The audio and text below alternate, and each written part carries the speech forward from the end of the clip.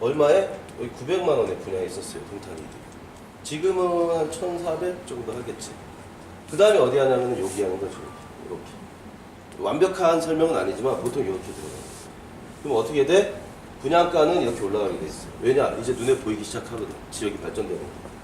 그러면 여기는 1,000만 원, 여기는 1,050만 원, 여기는 1,100만 원, 여기는 1,200만 원. 끝다리는 1,300만 원. 네, 분양해요. 그래도 분양이 다 돼. 왜냐? 여기 분양 다 됐고 짓기 시작해서 눈에 보이고 도시가 보이거든요. 이제. 그런데 어디가 제일 비싸냐? 이렇게 돼요. 여기가 제일 비싸요. 왜냐? 입지가 제일 좋으니까. 그래서 가장 도시가 생길 때 이것도 어떻게 보면 안정성이 가장 없는 상황이잖아요. 하지만 그때 투자한 사람들이 가장 좋은 피가 형성이 되는 거예요. 여기는 피가 없어요. 꽃다리에 들어온 사람들. 1,300에 그냥 사는 거예요. 좋은 입지 환경으로 생각하고. 이게 신도시가 들어가는 그 개발이 되면 순서라고 보시면 됩니다. 이게 지역주택 조합하고도 어떻게 보면 약간 연관성이 있어요. 왜냐, 입지 좋은 게 가장 금액이 많이 오르게 될 거 아니에요. 그렇지만 도시가 눈에 보이지 않는 상태에서 분양을 했기 때문에 약간 안정성 면에는 떨어질 수 있죠. 보일 수 있다. 하지만 시간이 지나니까 입지가 가장 좋은 게 1번. 그래서 이게 되는 거예요. 또 제가 중간중간 이런 얘기들을 왜 하냐면 제가 우리 뭐 김영석 부장님이나 이게 뭐 용준 부장님이나 여기서 시작을 했기 때문에 어떤 얘기를 하면 필요하다는 게 있을 거 아니에요, 제가. 이런 것들이 고객과 대화를 하다 보면 필요한 순간이 와요. 그래서 제가 쓸데없는 얘기 같지만은 생각을 다 이렇게 얘기를 나름대로 좀 하고 싶어서 얘기를 하는 거예요. 그러니까 이걸 지겹게 생각해 주시면 안 되고 나중에 필요한 순간에 좀 재료로 사용해 주십사 하고 없는 얘기들 아니니까. 자, 청약 통장 없이도 내 집 마련이 가능하다. 이게 자, 요 하나 더 드릴게요. 자, 청약 제도 헷갈리실 수 있어서 청약 제도에서 1순위, 2순위, 3순위 이렇게 나눠지죠. 그러면은 좀 헷갈려요. 많이 바뀌었어요. 저도 이 청약을 다룬 지가 한 4년 된 것 같아요. 그래서 지금 바뀌었어요, 분명히. 그래서 정확하지 않은데 기본 개념은 자, 1순위가 2순위. 그 가점제가 뭔지 요거에 대해서 간단하게 우리가 정리를 한번 해봅시다. 자, 1순위가 뭐냐면요, 청약통장 조건이 되는 통장을 보유한 그 동네에 사는 사람이 1순위인 거예요. 그 동네에 청약통장이 있는데 그 동네 안 살아. 그러면 2순위인 거예요. 3순위입니다. 뭐 청약통장 있고 뭐 부양가족 있고 뭐 있고 그러면 1순위가 아닌 거예요. 청약통장 조건, 뭐 제가 할 때는 2년 이상, 200만 원 이상의 뭐 무슨 뭐 청약, 무슨 뭐 예금 통장 뭐 이런 거 보유하면 1순위였다는 거죠. 간단한 거예요, 이렇게. 가점제란 뭐냐? 2순위부터는 가점제가 사실 중요하지 않아요. 1순위 내에서 가점제, 1순위 대상자들 결혼했어도 1순위고요. 집이 있어도 1순위예요. 통장만 있으면 돼요. 통장에 그 지역에만 살고만 있으면 1순위입니다. 그렇다면 가점제는 뭐냐면은 뭐 결혼했냐 유무, 부양가족이 있냐 유무, 또 뭐 특별 전형이라는 것도 있는데 특별 전형은 뭐냐면 뭐 장애인도 있고 뭐 부양가족 뭐 어쩌고 저쩌고 뭐도 있고 뭐 그다음에 뭐 유공자도 있고 노부모 부양, 예, 뭐 노부모 부양, 또 뭐 산업 인력 뭐 이런 관련된 뭐 특별 전형도 있고 이런 것들이 있어요. 이건 특별 전형인 거예요. 특별 전형. 자, 그러면 가점제라는 요런 가점제 뭐 있으면 뭐 3점, 뭐 있으면 뭐 2점, 뭐 플러스 뭐 1점 이렇게 되잖아요. 가점을 위해서 노력하는 분들이 많이 계시잖아요.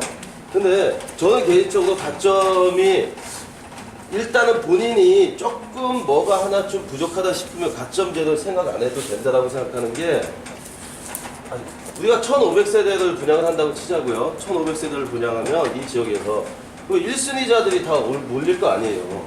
1순위자가 자 2000명이 몰렸어. 그러면 이건 뭐 2순위, 3순위까지는 안 넘어가겠죠, 일단은. 그러면 1순위가 2000명이 몰렸으면 어떻게 되겠어요? 가점제 높은 사람 순서대로 1500명이 딱 잘릴 거 아니에요. 근데 그렇지가 않다라는 거지. 어떻게 되냐면 2000명이 몰리면 1500세대니까 50% 따지면 750세대잖아요. 이 750명은 가점제 순서대로 1등부터 750등까지 딱 자르는 거예요. 이렇게. 가점제 높은 사람이 유리한 거죠. 맞죠? 근데 나머지 750세대는 어떻게 하냐면 2000명 중에서 750명은 이제 나갔잖아요. 그러면은 1250명 남죠? 그럼 나머지 750세대는 1250명 갖다가 뺑뺑이 돌려가지고 여기서 이렇게 당첨되는 거예요. 50%는 가점제 순으로 가는 거고 나머지 50%의 세대 수는 그냥 뺑뺑이로 당첨이 되는 거예요. 그래서 1순위 자격만 유지하고 있으면 저는 된다고 생각해요. 그 가점제 그거 해도 뭐 될 사람은 이미 돼 있지. 어지간한 사람은 750등 안에 다 들어갈 거 아니에요. 맞죠? 할 거면 이거 하고 아니면은 이렇게 하라는 얘기지. 그러니까 청약에 대한 되게 복잡해요. 청약도 청약에 대해서 명확히 알려면 한 30페이지 정도에 대한 것들이 있어요. 그래서 제 생각에는 요 정도만 알아도 청약에 대해서 그거 하는 것 같아요. 자, 일반 아파트의 분양 순서, 우리도 일반 분양으로 넘어가면 순서가 어떻게 되냐면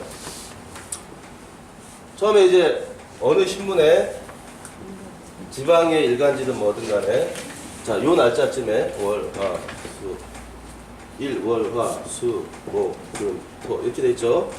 그러면은 요때쯤에 이제 모집 공고를 내요. 우리 아파트 모집합니다. 이렇게 모집 공고를 내면 그 다음에 뭐가 있지? 청약 접수를 받겠죠. 특별 전형을 맨 먼저 받고 한 일주일, 2주 정도 있다가 접수를 받아요. 이렇게 특별 전형 맨 먼저 받고 특별 공급 그 다음에 뭐 1순위, 2순위, 3순위 청약에서 한 3일 동안 이렇게 청약을 받습니다. 그 다음에 바로 당첨자 발표를 하나?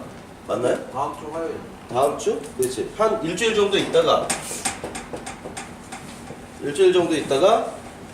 여기에 당첨자를 발표해요. 당첨자. 당발 이렇게 표현해서 당발이라고 표현하는데 당첨자 발표를 이렇게 하고 당첨자 발표를 하면은 당첨된 사람이 딱 나올 거 아니야. 그럼 중요한 건 당발이 아니고 계약을 해야 돼 이제. 맞죠? 그러면 그 다음 주에 하는?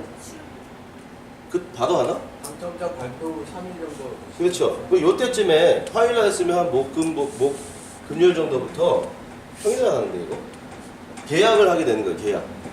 이게 계약. 당첨자 발표하면 계약을 하게 되는 거지. 그러면은 미분양이 언제부터 나냐? 그러면은 요날 저녁부터 이제 미분양 계약이 가능한 거예요. 6시 요날 요때부터 선착순들이 계약이 되는 거지.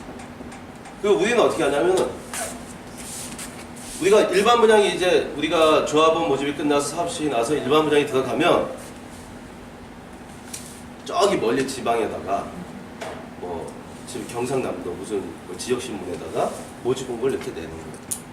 아파트 투에도 들어가야죠, 당연히. 모집 공고를 내는 거예요. 그러면은 이게 뭐였죠? 당발? 당첨자 발표? 당발을 해요. 근데 당발이 있겠냐고요. 없잖아요. 맞죠? 당발이 없지. 그리고 나서 이게 뭐였지? 접수요, 접수. 접수? 순위 접수. 그렇지. 순위 접수를. 순위 접수 밑에 아, 맞다. 이게 저기 모집 공고하고 이게 그거 있잖아. 특별 전형. 특공. 이렇게 하고 근데 하겠냐고 우리가 저기 지역신문에다 내는데 거의 2천을 누가 하겠냐고요. 안 하지. 이렇게 돼서 이렇게 되는 거죠. 그 다음에 당첨자 발표하고 계약하고 미분양 가는 거죠. 선착순 발표 들어가는 거죠. 우리가 일반 분양이 넘어가면 이 순서를 겪는다. 우리는 모르겠지만 조직을 모르게 하는 경우도 있어요. 왜냐하면 하나도 안 들어오게 하거든요. 네. 들어오면 골 아파져요. 들어오면 골 아파져. 왜냐하면 일반 분양 150세대, 200세대 이렇게 돼 있잖아. 그리고 그 중에 우리가 이미 파는 것들이 좀 있어요. 그래서 이게 들어오면 안 돼요. 그래서 완전 우리도 비밀스럽게 딱 한다고. 그게 깜깜이라는 거야. 깜깜. 그리고 나서 야 이렇게 해야 설명이 되는구나. 이해 잘 되죠 이제. 네. 그렇게 돼서 우리는 이때부터 다시 스타트를 하면 되는 거야. 이게 깜깜이 분양이고 일반 저기 청약 제도에서 실시하는 그 계약의 순서라고 보시면 돼요. 아파트 투기를 하려면. 그러니까 이런 것들이 조금 이렇게 고객하고 대함에 있어서 기억이 나실 거예요 아마. 설명을 하시다 보면 필요한 순간이 올 거예요, 분명히.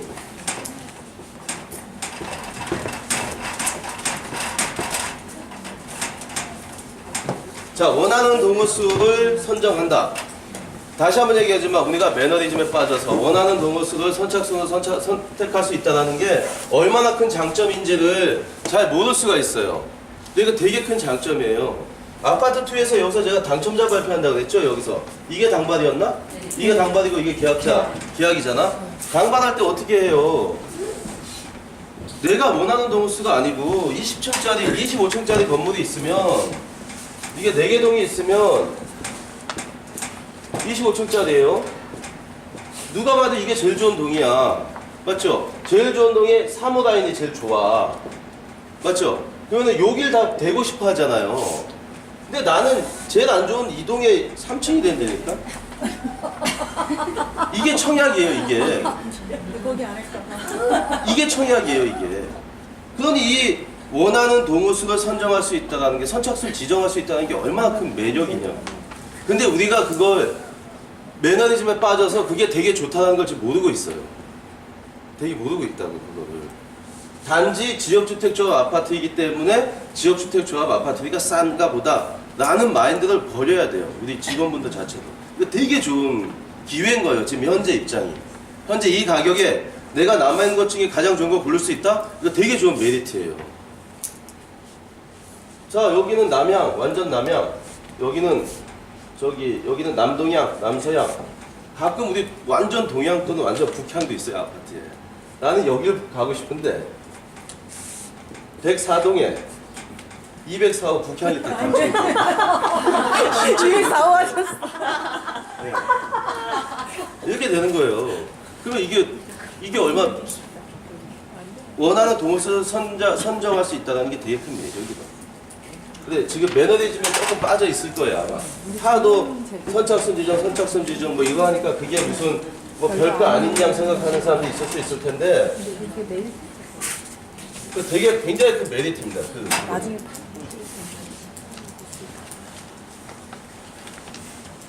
자, 특정 지역에 거주하는 무주택자들 대상으로 조합원에게는 소액의 투자, 초기 투자금으로 내 집 마련의 기회를 제공한다.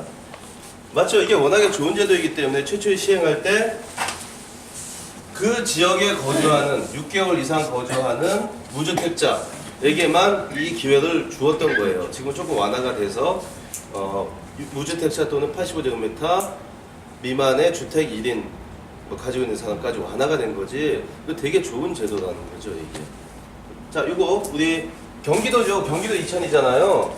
다 아는 얘기지만 다시 한번 짚읍시다. 경기도 이천이면 경기 또는 서울, 인천 이 거주자 여기 거주자고, 충청이면 충청도권 거주자, 전라도면 전라도권 거주자 이렇게 되는 거예요. 뭐 세부적인 것까지는 뭐 제가 크게 얘기했을 때 그렇게 되죠. 거주 지역에 대한 범위는 이겁니다. 경기도면 서울, 경기, 인천까지 포함된다는 거예요.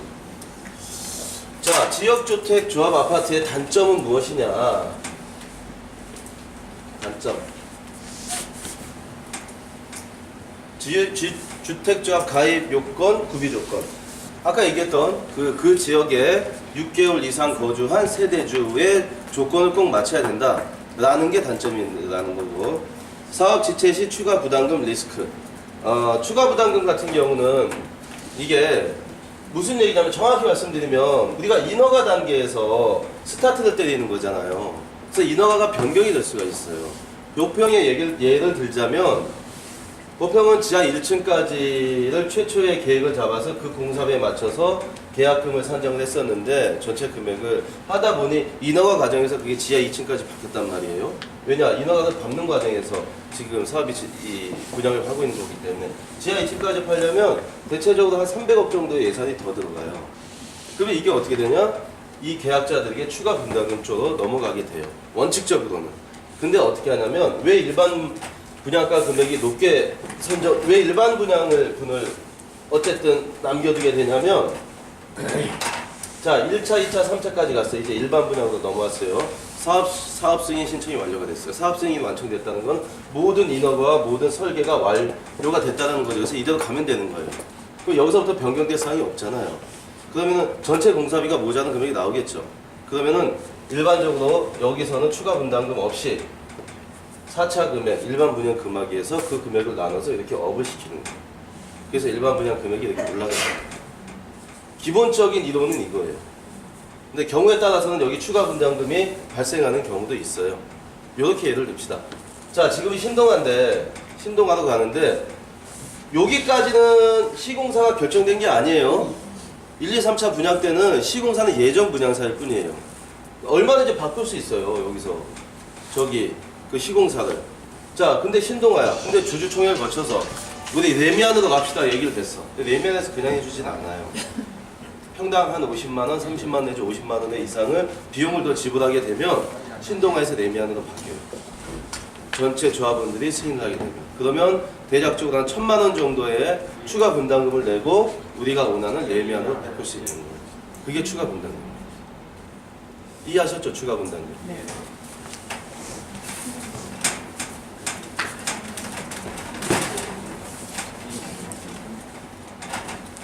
주민요.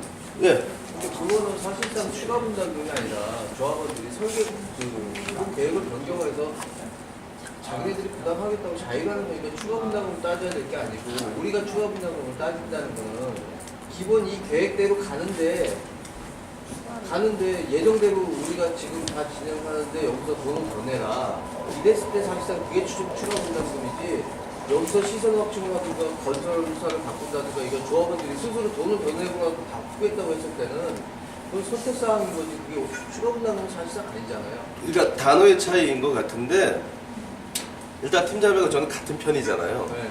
맞잖아. 자, 잘 얘기를 해보자고. 여기 디테일하게 들어가잖아? 그러면 우리가 굳이 하지 말아야 될 얘기, 속이는 게 아니에요, 고객을. 굳이 하지 말아야 될 얘기가 있어요. 그걸 우리가 굳이 할 필요가 있는 얘기지. 추가 분담금이 나오면 요 정도 갖다가 얘기해도 충분히 고객은 인지가 된다는 얘기를 하고 싶은 거죠.